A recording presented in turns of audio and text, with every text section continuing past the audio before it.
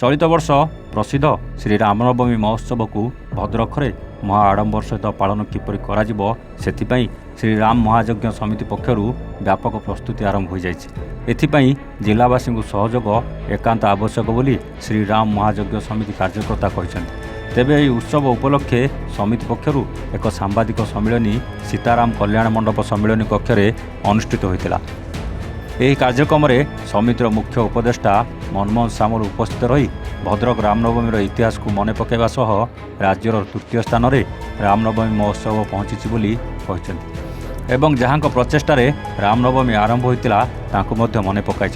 तेबे यह कार्यक्रम संस्कृति मंत्री सूर्यवंशी सूरज, भद्रक सांसद अभिमन्यु सेठी, विधायक सीतांशु शेखर महापात्र, समिति और सभापतिर संपादकों सहित सबु कर्मकर्ता माने जोग देइथिले।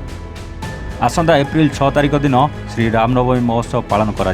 ता पूर्वरु मार्च 23 तारिख रे मातृभूमि पाई गणदौड़ कार्यक्रम करने सहित मार्च 30 तारिख रे साधु सन्त सम्मिलनी और गोपूजन, मार्च 31 तारिख रे बाल बजरंगी साइकेल शोभायात्रा, एप्रिल 4 तारिख रे महायज्ञ पाई विशाल महिला कलश यात्रा सांगकू आज्ञामाल यात्रा, एप्रिल 5 रे अखंड हनुमान चालीसा पाठ एवं एप्रिल 6 तारिख दिन विशाल नगर संकीर्तन शोभायात्रा बाहर बोली समिति पक्षर कहुई।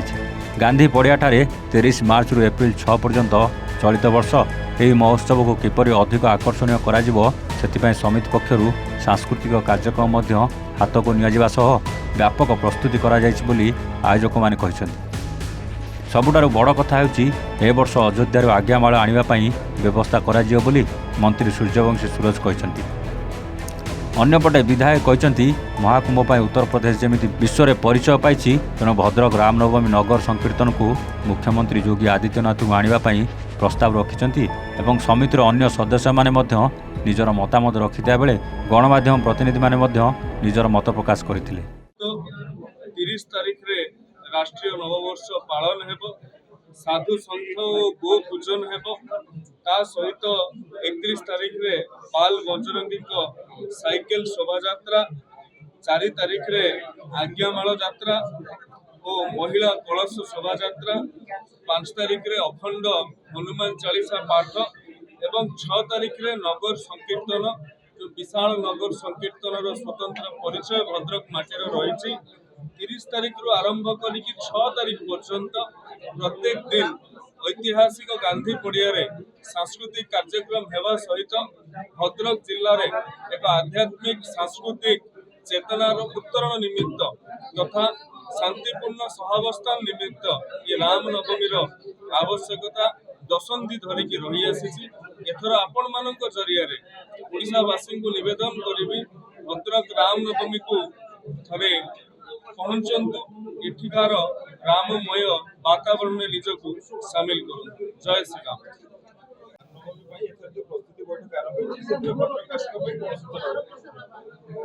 देखो या पूर्व तो मनमोहन भाई मंत्री महोदय विधायक कही सारे से विषय को जीवन मुझे कहबी रामनवमी भद्रक परिचय भारत वर्ष तीन सब बड़ रामनवमी होती भद्रक रामनवमी ये रामनवमी को 2025 रामनवमी आहरी सरल सुंदर और भव्य दिव्य करने आज जो सब प्रस्ताव निश्चित भाव में स्वागत योग्य प्रस्ताव एवं ये रामनवमी इतिहास वर्तमान एवं भविष्य किपरि भाव में सुसंगठित हो पार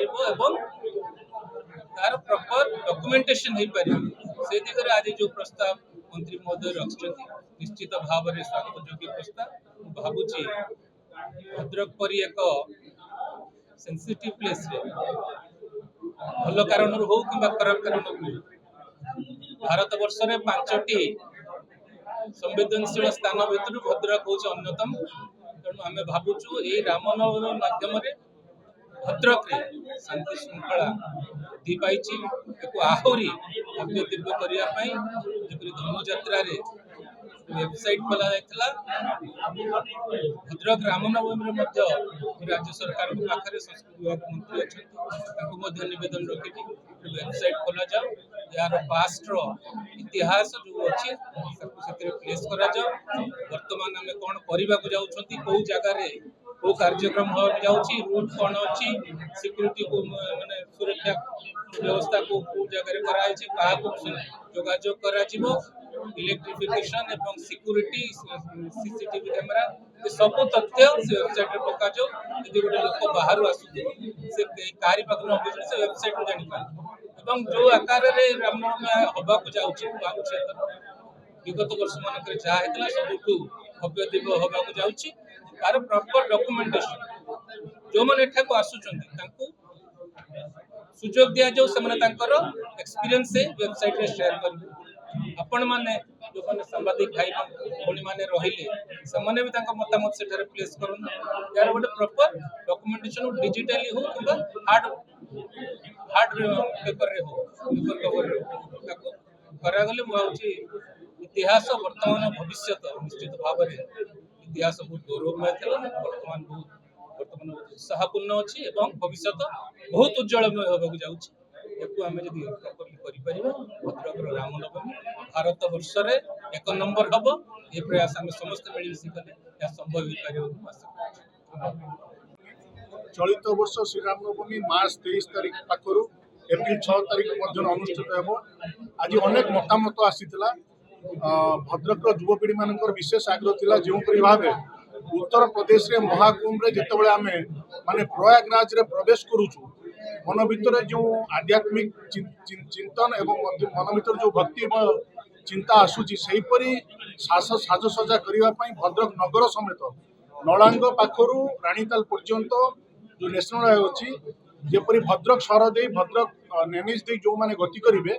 से माने अनुभव करें ये संपूर्ण भद्रक आज राममय हो सारी से प्रस्ताव आसाला एवं युवक मान प्रस्ताव थिला जोगी आदित्यनाथ हूँ कि टी राजा सिंह हूँ कि हेमंत विश्व शर्मा परी लोक चलित वर्ष श्रीराम नवमी अतिथि निमंत्रण करने एवं आपण माध्यम कही रखुची विगत दिन मानक किसी असामाजिक तत्व जोपरी भाव में हिंदू देवादेवी टिप्पणी दे सहर शांति श्रृंखला को पूर्ण करने प्रयास करते जदि चलित वर्ष सेपरी कौन युवक करने चेष्टा करती निश्चिंत प्रशासन को संपूर्ण कड़ा निर्देश दिखाई सेपरी असामाजिक तत्व को जेपरी आईन जो नियम अच्छी दृढ़ दृढ़ कार्यानुष्ठान ग्रहण कर दृढ़ हस्त ये जो दृढ़ हस्त दमन कर धन्यवाद। भद्रकरू सूर्यकांत राउतरायଙ୍କ रिपोर्ट एवान ओडिशा।